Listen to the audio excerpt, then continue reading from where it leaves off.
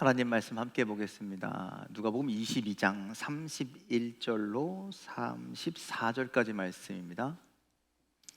다 자신 줄 알고 우리 말씀을 함께 한 목소리로 31절부터 읽도록 하겠습니다. 읽겠습니다. 시작. 시몬아 시몬아 보라 사탄이 너희를 밀가부르듯 하려고 요구하였으나 그러나 내가 너를 위하여 내 믿음이 떨어지지 않기를 기도하였노니 너는 돌이킨 후에 내 형제를 굳게 하라. 그가 말하되 주여 내가 주와 함께 오게도 죽는 데에도 가기를 각오하였나이다. 이르시되 베드로야 내가 내게 말하노니 오늘 닭 울기 전에 내가 3번 나를 모른다고 부인하리라 하시니라. 아멘. 할렐루야. 옆 사람과 인사하실까요? 잘 오셨습니다. 반갑습니다. 예배 나오신 여러분, 하나님의 은혜가 함께하기를 간절히 소망합니다.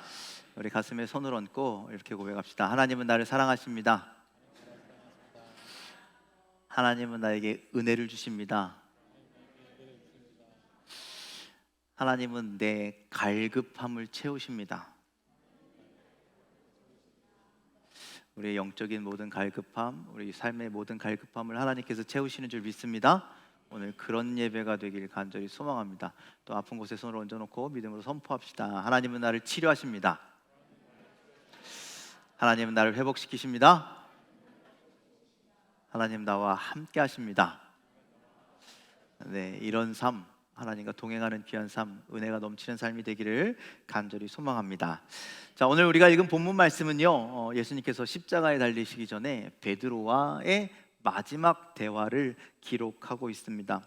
이 자리가 어떤 자리냐면 최후의 만찬의 자리였습니다. 그 자리에서조차 제자들은 어떤 이야기를 하고 있었냐면 내가 크다, 내가 높다, 내가 예수님과 더 친해.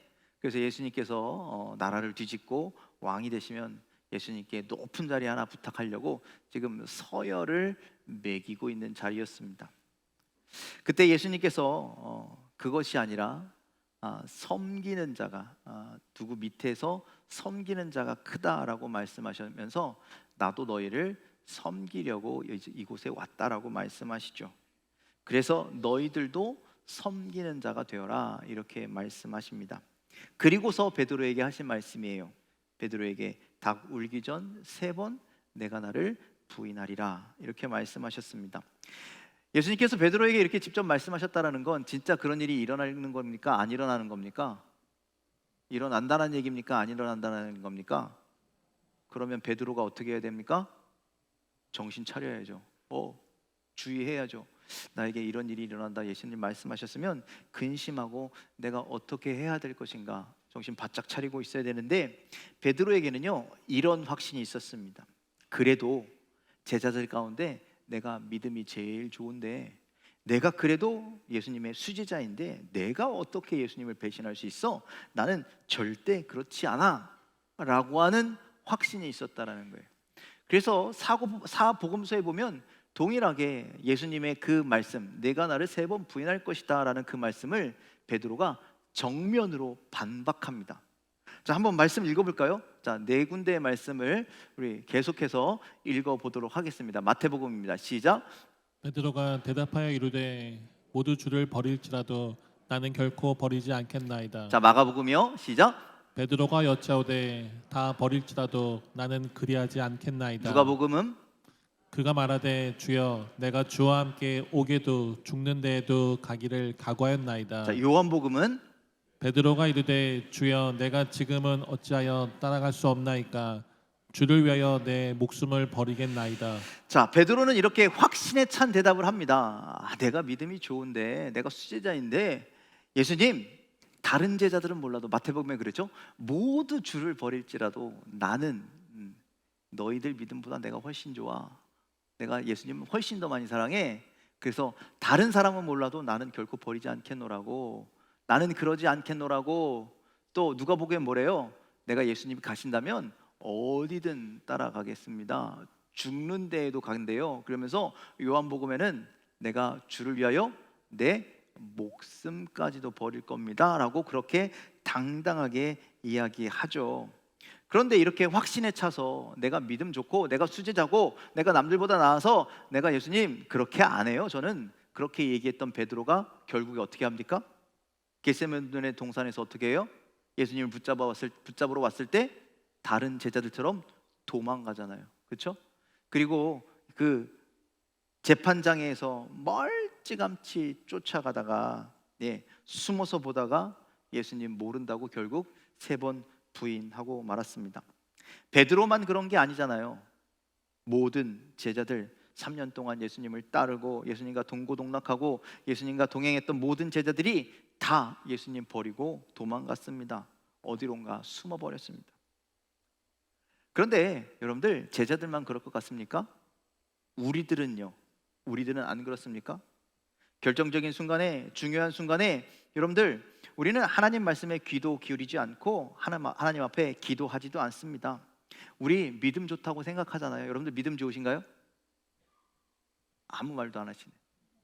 믿음 안 좋으신가 보다. 여러분들, 그런 생각들이 우리한테는 있어요. 나는 그래도 흔들리진 않아. 나는 넘어지진 않아. 내가 신앙생활을 몇 년 했는데, 내가 주일날 얼마나 열심히 예배드리는데, 내가 짐 사고 집 사고 권 사고 장로인데 내가 흔들리겠어? 나는 베드로같이 이렇게 살진 않아 라고 여러분들 생각할지 모르겠습니다. 그런데 여러분들, 우리가 결정적인 순간에 내 뜻과 내 생각과 내 판단대로 살아간다는 거예요. 그게 베드로의 모습과 똑같은 거예요. 그래서 오늘 우리에게 주시는 이 말씀이 너무나 중요한 말씀입니다. 우리 31절, 32절 말씀을 한 번 더 읽어보도록 하겠습니다. 시작. 시몬아 시몬아 보라 사탄이 너희를 밀 까부르듯 하려고 요구하였으나 그러나 내가 너를 위하여 내 믿음이 떨어지지 않기를 기도하였노니 너는 돌이킨 후에 내 형제를 굳게 하라. 자, 시몬아 보라 사탄이 너를 밀가부르듯 하려고 요구하였다. 너를 으깨려고, 너를 쓰러뜨리려고, 넘어뜨리려고 요구하였다라고 말씀하고 있죠. 그런데 그런 너를 위하여 내가 믿음이 떨어지지 않기를 기도하고 있다. 예수님이 그렇게 말씀하고 있는 거예요. 여러분들, 우리 구약 성경에 보면 욥이 잘 살고 있는데 사탄이 하나님한테 그러잖아요. 하나님, 욥이 아무 까닭 없이 저러고 하고 있는 게 아닙니다. 욥을 좀 저한테 한번 넘겨봐 주세요. 제가 기필코 쓰러뜨리겠습니다. 기필코 넘어뜨리겠습니다. 그때 하나님께서 욥을 넘기시잖아요. 지금도 사탄이 우리를 넘겨달라고 계속 그렇게 요구한다는 거예요. 저거 쓰러질 것 같은데, 내가 톡 치면 넘어질 것 같은데 한번 쓰러뜨려 볼까, 넘어뜨려 볼까, 그렇게 하고 있다는 거예요. 근데 예수님이 누구를 위해서? 우리를 위해서, 우리가 믿음이 떨어지지 않기를, 우리가 쓰러지지 않기를 뭐 하시고 계시대요? 기도하고 있대요. 너무나 감사하죠? 너무나 고맙죠? 그러면 그 기도 믿고 우리는 마음대로 하면 됩니까? 그렇죠? 마음대로 해도 되죠? 아니죠. 너는 돌이킨 후에, 그러니 너의 자리, 너의 형편, 너의 생각을 돌이키고 어떻게 하라요? 내 형제를 굳게 하라. 내 형제와 같이 믿음을 굳게 하라. 그런 말씀을 하고 있는 거예요. 그러니 나도 너를 위해서 기도하시지, 너도 너희들을 위해서 뭐 해야 될까요? 기도해야 한다라는 말씀이죠. 여러분들, 여기서 우리는 믿음과 기도에 대한 귀중한 원리를 깨닫습니다. 법칙이 있습니다. 뭐냐면 우리가 기도할 때 믿음이 유지된다라는 거예요. 근데 기도하지 않으면 믿음이 떨어진다라는 것이죠. 여러분들, 그런데 오늘 말씀에 자기의 믿음이 좋다고 여기던 베드로가요, 교만에 빠진 겁니다. 그래서 걱정하지 마세요. 나는 절대 그렇지 않습니다 라고 하면서 기도해요, 안 해요? 기도 안 해요. 그것이 이제 겟세마네 동산 가면 그들이 잠자는 이야기가 나오잖아요. 자, 오늘 마지막 만찬 때도 베드로의 교만한 모습이 그대로 드러납니다. 예수님께서 제자들의 발을 씻기셨죠. 그때 베드로가 이렇게 얘기합니다. 베드로 앞에서 예수님이 씻기시니까 요한복음에 베드로가 이르되 주여, 주께서 내 발을 씻으시나이까? 내 발을 절대로 씻으시지 못하십니다. 예수님 어떻게 내 발을 씻으십니까? 이렇게 얘기한다라는 거예요. 어떻게 보면, 이렇게 보면 와, 진짜 베드로가 예수님을 위하는 마음이 대단하구나 이렇게 여길지 모르겠지만 말씀을 자세히 보면요, 베드로의 교만함이, 오만함이, 자기의 의가 이 이야기에 담겨 있어요. 예수님께서 허리에 수건을 동이시고, 예수님이 대야에 물을 떠오시고, 그리고 제자들 앞에 무릎 꿇으시고 한 사람 한 사람 씻기실 때 베드로는 아무 말도 안 해요. 정말 예수님을 생각한다면, 정말 예수님을 사랑한다면, 그러면 허리를 동이는 순간부터, 수건으로 물을 대야에 떠오는 순간부터 예수님 그러지 마시라고, 왜 이런 일을 예수님께서 직접 하시냐고 그렇게 말렸어야죠. 그런데 예수님이 그거 다 준비할 때까지 가만히 있었어요. 그리고 예수님이 다른 제자들 하나 씻길 때까지 가만히 있었어요. 그리고 베드로를 씻길 때 비로소 그 얘기를 한다는 거예요. 예수님 이러지 마시라고. 예수님이 왜 이런 일을 하시냐고. 이게 예수님 위하는 말이기도 하지만 정작 너희들 봐봐, 너희들은 가만히 있었지, 너희들은 예수님 씻길 때 가만히 있었지, 나는 이래, 나는 너희들과 달라, 나는 믿음이 좋아, 나 예수님 이만큼 사랑하는 사람이야 라고 지금 자기의 의를 드러내는 행동이라는 것이죠. 그때 예수님께서 베드로에게 이렇게 얘기하십니다. 내가 너를 씻어주지 아니하면 너와 내가 상관이 없어. 그랬더니 뭐래요? 예수님, 그러면 내 발뿐만 아니라 내 손도 내 머리도 씻겨주시옵소서. 쟤네들은 발만 씻겨줬는데 나는 손도 씻겨주세요. 머리도 씻겨주세요. 더 좋은 믿음, 더 큰 믿음으로 살게 해주세요. 뭐 이런 얘기를 하고 있잖아요. 여러분들, 이렇게 말하는 베드로 어떠십니까? 스스로 그렇게 생각했을 겁니다. 왠지 나는 얘들보다 더 믿음이 좋아, 다른 제자들보다 더 뭐 좀 뿌듯해, 자기의 의를 나타내. 여러분들, 자신의 행동이 자랑스러워 보이기까지 하는 거죠. 그러니 이런 교만한 믿음 때문에, 교만한 마음 때문에 내가 나를 배신할 것이라는 그 예수님의 말씀에 베드로는요, 당당하게 정면으로 반박하는 겁니다. 주여, 내가 주와 함께 오게도 가고 죽는 데에도 가기를 각오했습니다. 예수님, 배신이라니요, 내가 믿음이 얼마나 좋은데 저는 주님과 끝까지 함께 하겠습니다. 그렇게 이야기하는 것이죠.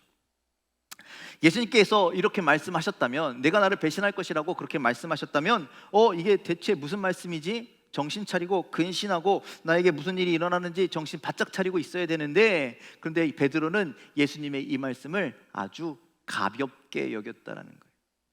절대 그럴 일 없다고, 주님이 가시는 곳이라면 어디든 나도 쫓아갈 것이라고 그렇게 호언장담하죠. 예수님은 베드로가 어떻게 할지 다 알고 계셨습니다. 어떻게 배신할 것인지, 어떻게 나를 부인할 것인지 마음이 얼마나 아프셨겠습니까?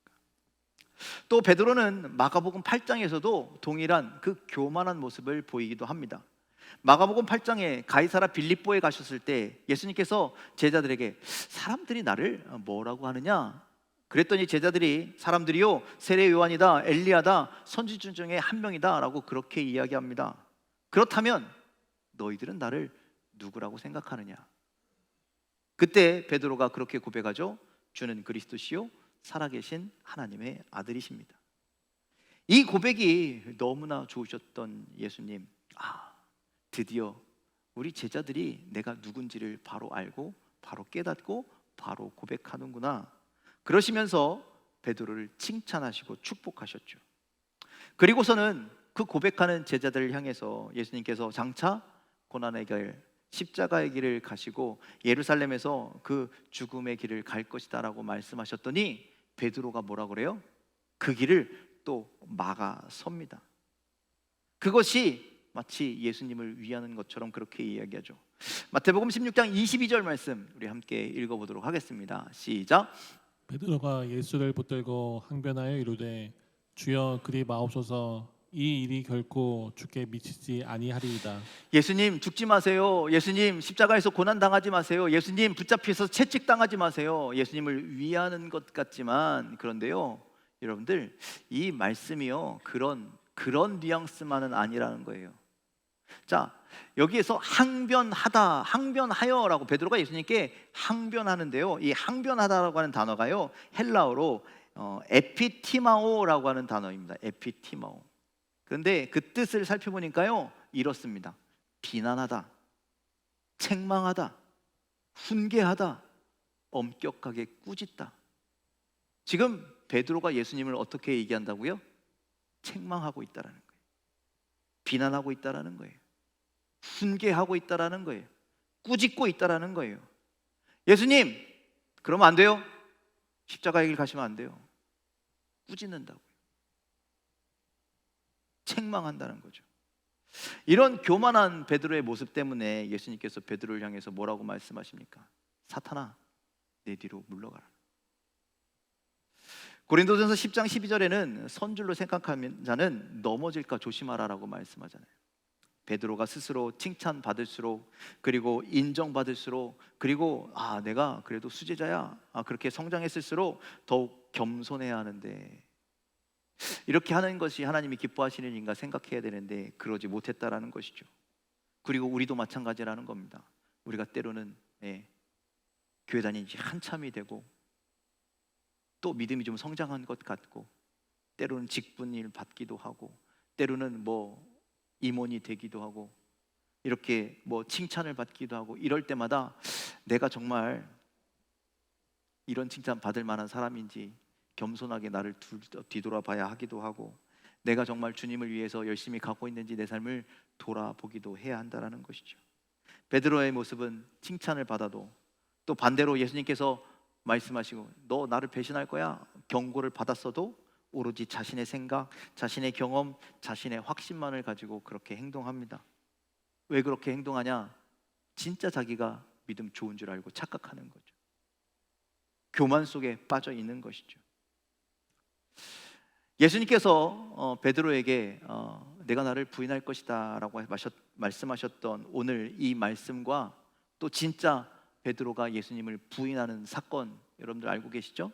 그 사이에는요 겟세마네 기도에 대한 말씀이 기록되어 있습니다. 예수님께서 겟세마네 동산에 제자들과 함께 가셔서 제자들에게 이렇게 말씀하셨습니다. 특별히 오늘의 주인공인 베드로에게 그렇게 말씀하셨습니다. 뭐라고 말씀하셨어요? 깨어서 기도하라라고 말씀하셨어요. 그러면 예수님께서 과연 거기서 제자들에게 어떤 기도를 부탁하셨을까요? 이제 내가 조금 있으면 붙잡히고 고난당하고 채찍당하고 십자가에 죽게 되었으니 그 예수님을 위해서 기도해 달라는 겁니까?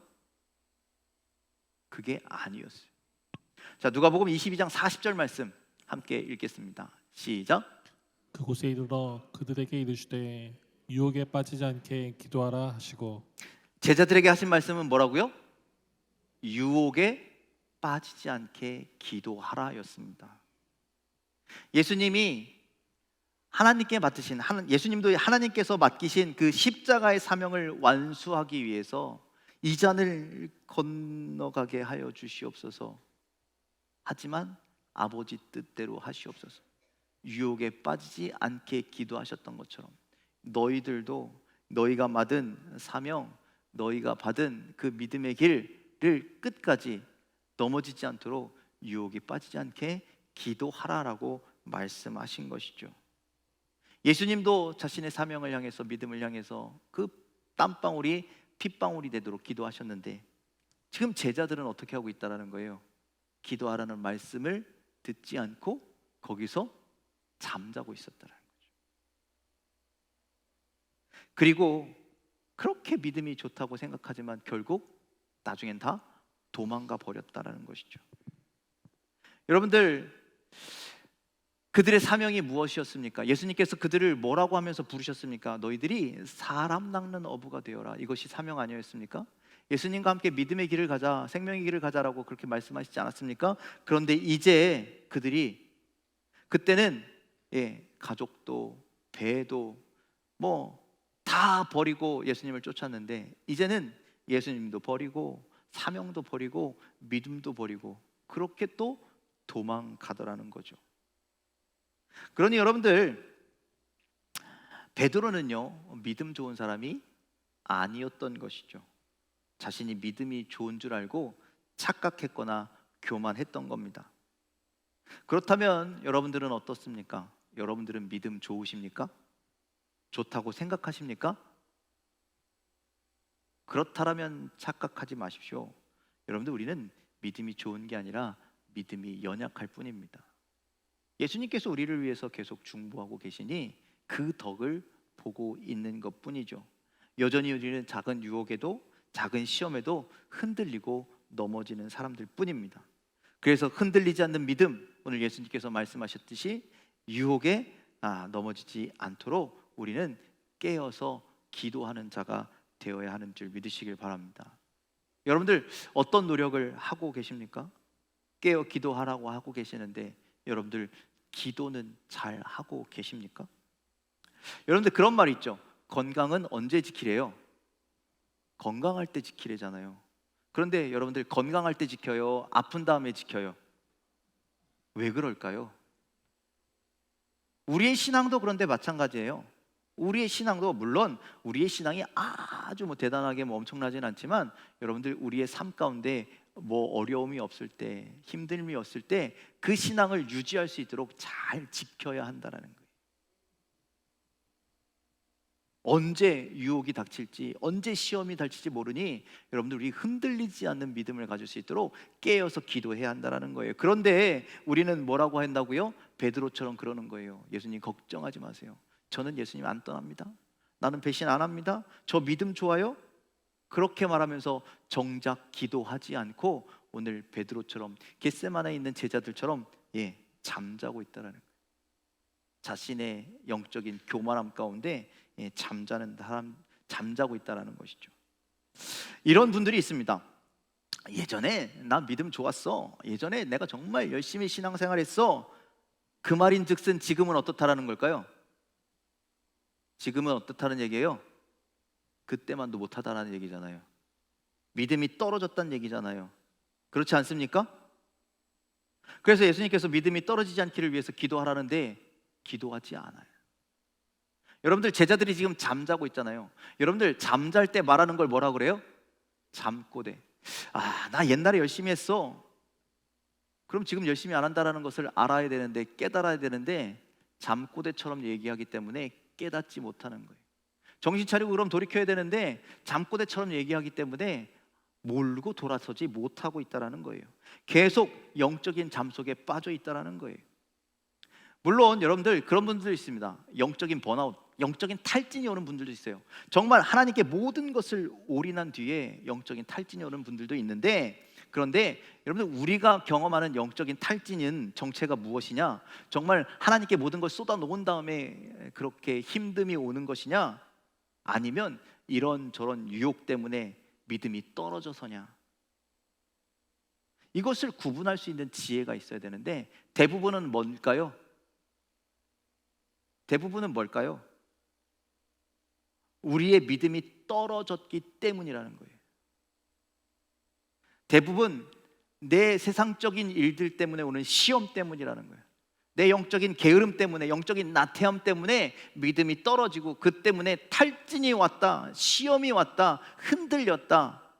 그래서 신앙생활 쉬어야 한다. 이런 결론으로 간다라는 거예요. 여러분들 내가 주님 앞에 막 쏟아놓는 게 힘들어서 나 지친 것이 아니라 믿음이 떨어졌기 때문에 지쳤다는 거예요. 그러면 그런 분들이 있어요. 목사님, 제가 좀 쉬어야 되겠습니다. 쉬면 회복돼요? 쉬면 회복돼요? 쉬면 사명의 자리에서 회복되고, 헌신의 자리에서 쉬면 회복되고, 예배의 자리에서 쉬면 회복돼요? 아니요, 절대 회복되지 않아요. 그냥 잠들어 버리는 거예요. 영원히 잠들어 버리는 것이죠. 그러면 어떻게 회복해야 될 것인가? 우리가 믿음이 떨어졌을 때, 시험에 흔들렸을 때 어떻게 회복되어야 되느냐? 여러분 지난주 금요일 날 금요 예배를 마치고 이렇게 올라가는데 저희 교회에 수요 예배, 금요 예배, 또 가끔 새벽 예배 나오는 한 청년이 있었습니다. 청년을 만나는데 이렇게 올라오는데, 아이고 저희 성민이 나이 또래 되거든요. 참 애쓴다. 참 직장도 다니고 또 예배도 오고 교회도 열심히 섬긴다 하고, 그러니까 아이고 힘들지, 수고가 많지. 그랬더니 뭐라 그러냐면요, 안 힘들대요. 지금 삶이요 너무나 평온하대요. 잘 됐네. 그런데 하나 걱정이 있대요. 뭐냐면 하루를 시작할 때 말씀으로 시작하면, 기도로 시작하면 너무나 든든하고 좋은데 내가 게을러서 안 나간대요. 여러분들 이런 고민 해보신 적 있으세요? 여러분들은 이런 고민 해보신 적 있으세요? 그런데 그 청년은 그 고민을 하고 있는 거예요. 목사님, 제가 아침에 정말 나오고 싶은데 제가 게을러서 못 나가요. 그래서 너무 속상해요.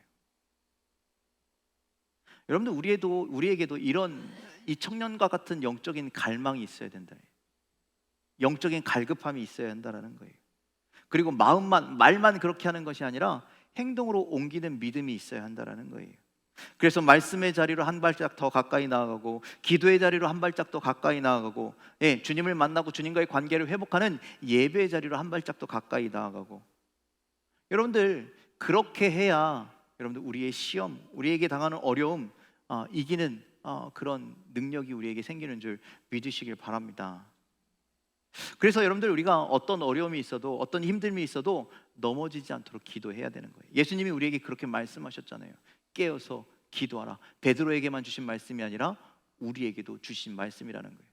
왜 깨어서 기도하랍니까? 너희의 믿음이 떨어지지 않게 하기 위해서. 베드로의 실패는, 베드로의 그 실수는 다른 곳에 있는 게 아닙니다.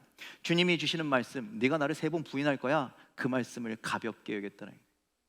여러분들 우리의 영적인 실패는 다른 데 있는 것이 아닙니다. 하나님의 말씀을 한쪽 귀로 듣고 한쪽 귀로 흘리는 데 있다는 거예요. 또 예수님의 말씀대로 베드로가 기도하지 않았기 때문에 실패한 겁니다. 우리가 그런다라는 거예요. 기도해야 할 순간인데도 기도하지 않고 있다라는 거예요. 그래서 베드로는 어땠습니까? 믿음을 위해 매진해야 할 그 순간에 편안함을 선택하죠. 편안하게 깨어 있어야 되는데, 깨어서 기도해야 되는데 편안하게 쿨쿨 잠만 자고 있었다는 거예요. 여러분들 우리의 신앙생활도 그런 겁니다. 우리의 신앙생활이요, 편안한 게 좋을까요? 힘든 게 좋을까요? 어떤 게 좋을까요? 죄송하지만 힘든 게 좋은 겁니다. 편안하고 나태하면요, 사탄이 우리를 까부르려고 우리를 요구한다니까요. 그래서 여러분들 신앙은요, 부담감이 있어야 돼요. 오늘 아까 우리 11시, 9시 예배에 우리 교회 등록하겠다고 한 청년이 그 위에서 사모님하고 이렇게 그 등록 카드를 받아갔는데, 사모님이 이것도 해야 돼요, 저것도 해야 되고 막 이렇게 얘기하니까 부담 줘서 미안해요 이렇게 얘기했더니 그 청년이 뭐라고 그러냐면, 때로는 이런 부담도 필요하다라고 이야기합니다. 여러분들 그런 거예요. 신앙은요, 마냥 편하면 나태해질 수밖에 없어요. 해야 할 일을 그냥 손 놓고 구경할 수밖에 없다라는 거예요. 그런 신앙은 오늘 베드로처럼 실패하는 신앙이 될 수밖에 없다라는 거예요.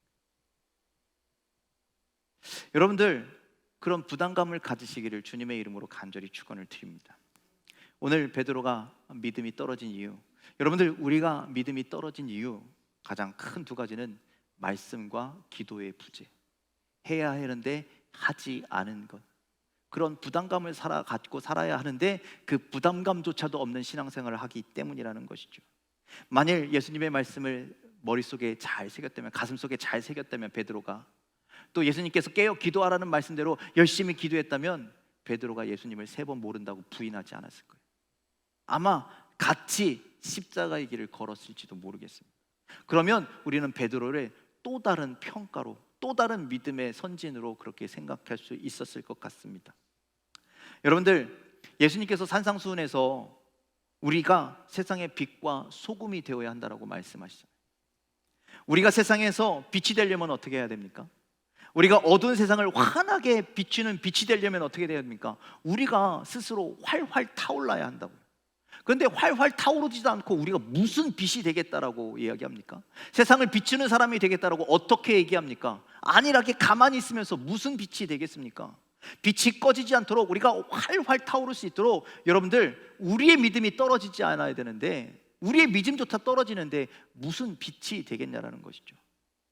그러니 여러분들 오늘 예수님의 말씀을 기억하십시오. 오늘 하나님께서 우리에게 주시는 말씀을 기억하십시오. 그리고 예수님이 우리에게 명령하신 그 말씀, 깨어서 기도하라, 그 말씀을 삶 속에 새기시기를 간절히 소망합니다. 내가 너를 위하여 내 믿음이 떨어지지 않기를 기도하였노니. 예수님께서 베드로를 위해서 기도하셨던 것처럼 예수님께서 오늘도 우리를 위해서 중보하고 계시는 줄 믿으시길 바랍니다. 또 성령을 통하여 우리를 중보하고 계시는 줄 믿으시길 바랍니다. 우리를 도우시고 계시는 줄 믿으시길 바랍니다. 그러니 우리가 믿음의 발걸음을 한 걸음 더 말씀 앞으로, 기도 앞으로, 또 예배하는 곳으로 내디뎌서 믿음이 떨어지지 않는, 이 시대에 믿음이 떨어지지 않는 여러분들의 삶이 되기를 주님의 이름으로 간절히 축원을 드립니다. 지금이야말로 예수님처럼 우리가 기도해야 할 때입니다. 예수님의 말씀을 들어야 할 때입니다. 정신 바짝 차리고 깨어서 하나님의 말씀 앞으로, 또 기도의 자리로, 예배의 자리로 나가는 저와 여러분들 되시길 주님의 이름으로 간절히 축원을 드립니다. 사순절은 그런 절기입니다. 우리가 부담감을 가져야 할 절기입니다. 그냥 1년에 한 번 돌아오는 절기니까 그냥 보내면 되나 보다, 그냥 살아가면 되나 보다, 이거 줬어도 아이고 검사도 안 한다니까 그냥 집에 어디다 잘 모셔놔야지, 그러지 마십시오. 이거에 대해서 부담을 가지십시오. 새벽 기도 한다고요? 새벽 기도에 대해서 부담을 가지십시오. 사순절이잖아요. 사순절에 대해서 부담을 가지십시오. 부활절이 다가오잖아요. 그거에 대해서도 부담을 가지십시오. 그렇지 아니하면 우리의 믿음이 떨어집니다. 예수님이 우리를 위해서 십자가에서 죽으시고 부활하셨는데 그럴지라도 우리의 믿음이 떨어진다라는 거예요. 깨어서 기도하고 주님 앞에 매일매일 나아가서 여러분들 세상에서 흔들리는 유혹에서도 시험에서도 이기는 굳건한 믿음을 소유하는 저와 여러분들 다 되시기를 주님의 이름으로 간절히 축원을 드립니다. 기도하겠습니다.